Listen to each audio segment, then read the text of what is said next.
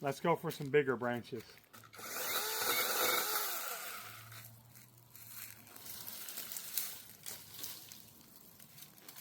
This Seesii mini chainsaw comes with 2 rechargeable batteries.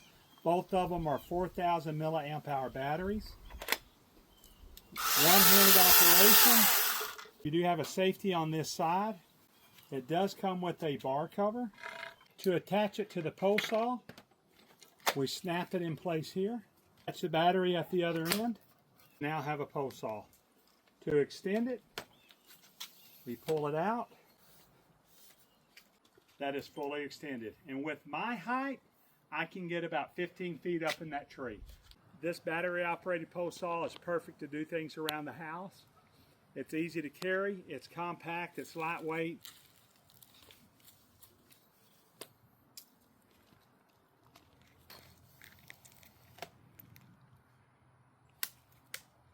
So not only do I have a extendable pole saw, I have a handsaw that I can use to trim brush on the ground. These are on sale, best sale I've ever seen. They have free shipping and you get Seesii's warranty. Click on the shopping cart at the bottom of the screen